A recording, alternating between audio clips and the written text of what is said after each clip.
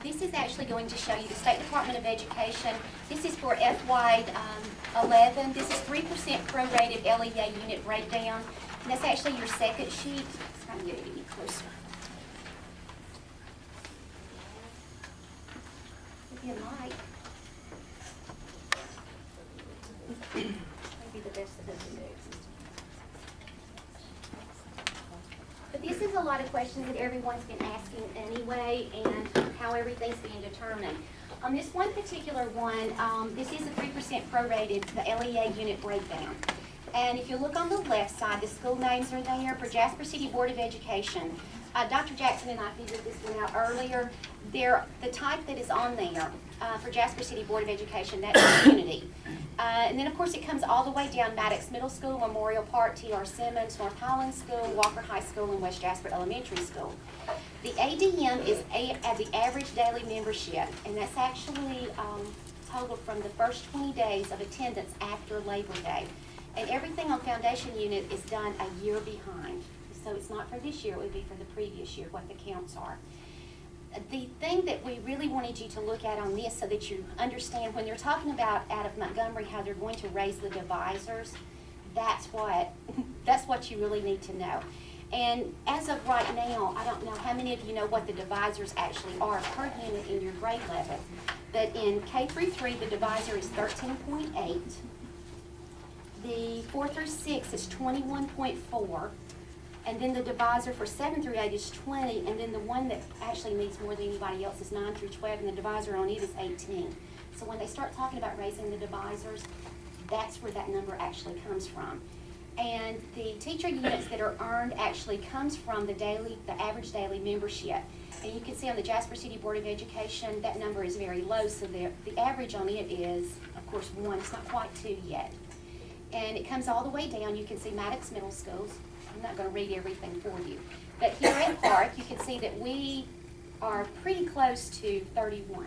30.41 is actually what our count is on it. And we have earned 1 principal unit, no assistant principal unit.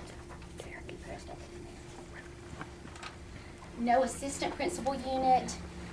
And if you come on over, we do have a counselor unit, but and as I understand it, and it's not on here, we also talk a lot about our nursing units. That's not on here, but with having as many as what we do, we should have 1 complete nursing unit. And we don't have any down, period, for our school. We do have a half a nurse, but we're sharing it, so that tells me that money's being used a different way, whatever that need might be. And they're saying that our needs are met at this point in time, so that's okay too. Actually, I can tell you how that has happened. Please. There is so many units per district. So we are over our limit in school nurses in our district. It's really not per school, it's per district. So that's how that happens. And North Highland has a lot to do with that. The number that's down at the very bottom, and I've moved it over trying to get it where you can see it, but you can see it on your actual second copy. On the North Highland School, they have the student count down there right now is less than 8 students, 7.75.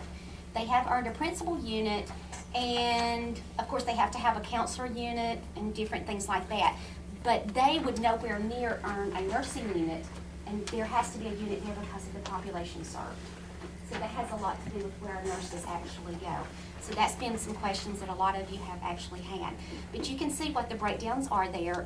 With Memorial Park School, of course, we did have the highest child count. T.R. Simmons is down below us, and so on and so forth. So that shows you a lot of what our units are at this point in time. I can tell you what the divisors are and then how they're used. And every bit of this is information that's used to actually do the budget.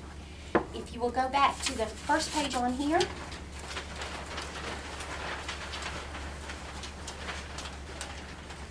And do you all know how the foundation program is actually funded? Does anybody need to know? It's funded through taxes, if you need to know that. 5 different kinds of taxes. We do have income tax, sales tax, utility tax, use tax, and all of that. And that's how the actual foundation program is actually funded. It is funded at a 10 mil rate across the state. What we've got on here is fiscal year 2010 and fiscal year 2011, and it's going to show you the exact breakdowns. It's gonna show you where we have lost, and there's very few gains on here, but we've made some gains. And as it stands right now, for the fiscal year 2010 and 2011, or, yes, 2010 and 2011, we have had RI stimulus money to come in, which is the Reinvestment Act, that actually pumped money into our school system. And that money had to be used immediately, and it had to be used very transparent. So, and we just went through our federal guidelines, they've just come in and did all the monitoring on it, and we are 100%, according to Dr. Lawler on Friday. Absolutely no problems whatsoever, and that's with every receipt and everything.